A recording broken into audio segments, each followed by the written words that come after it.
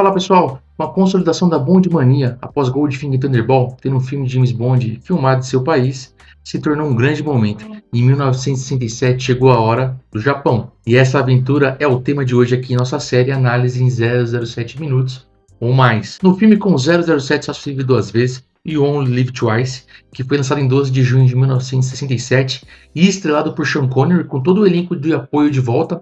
Esse filme inclusive foi dirigido por Lewis Gilbert e voltaria para a franquia em mais 2 filmes, e colocando James Bond finalmente frente a frente com seu maior inimigo, Ernest Stavro Blofeld. O livro adapta o 12º romance sobre o espião, You Only Live Twice, de Ian Fleming, que foi lançado em 1964, o mesmo ano de morte do autor. O livro aqui no Brasil foi com o título de Morte no Japão, e mescla acontecimentos do filme, e adapta isso tudo para o mesmo formato cinematográfico que vinha sendo consolidado aí pelos produtores Albert Cub Broccoli e Harry Saltzman, já e principalmente consolidado em 1964 com Goldfinger. Para adaptar esse romance, foi convidado o Roald Dahl.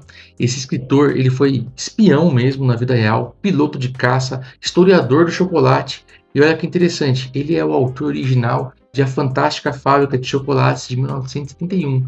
Ele também escreveu Convenção das Bruxas de 1990. Sobre o livro, vai ficar para uma outra série aqui do podcast. Vamos voltar aqui para o filme. 2 atores eu gostaria de destacar hoje aqui para vocês. O primeiro é o Donald Pleasence, que dá rosto finalmente ao Blofeld. Até então, nos filmes anteriores, nós só os conhecíamos pela voz e pelas mãos, e aqui ele ganha o rosto desse ator britânico que já tinha feito já alguns papéis, principalmente ali no Reino Unido, e ele também é conhecido, isso pós filme do James Bond, por seus papéis nos primeiros filmes da franquia Halloween. Outro nome legal para destacar é Tetsuro Tamba, um dos grandes nomes do cinema japonês. Ele faz papel aqui no filme de Tiger Tanaka. É uma espécie de M do serviço secreto japonês, só que ninja, claro, por que não, né?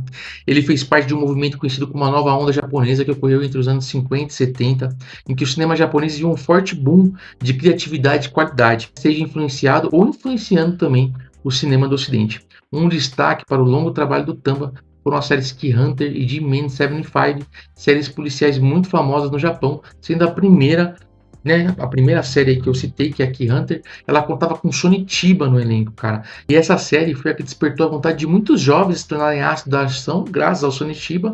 Um deles foi o Ricardo Kurosaki, conhecido aqui no Brasil por seu papel em O Fantástico Jastro. No filme, o líder máximo da Spectre, Ernest Stavro Blofeld, tem um plano ousado de sequestrar aeronaves americanas e outras russas, e esperava que as duas potências aí entrassem em um grande conflito mundial que ameace o confronto nuclear voltasse a ficar mais forte. Lembrando que nos anos 60 nós estávamos vivendo ali o auge da Guerra Fria, né?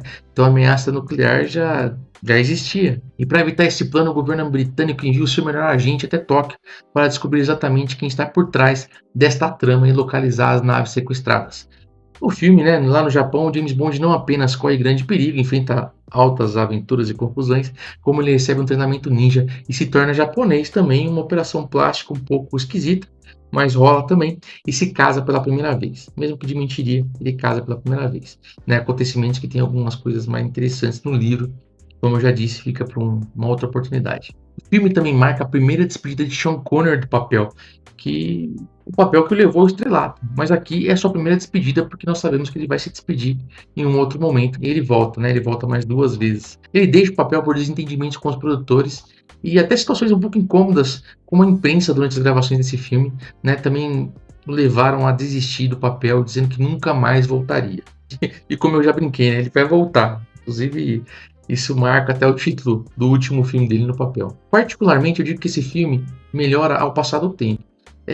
Mesmo tendo situações que são relacionadas à cultura de sua época de lançamento, o filme vem melhorando a cada vez que eu assisto ele. E talvez a experiência, para quem não viu, seja até melhor do que a primeira vez que eu assisti, por exemplo, nos anos 90.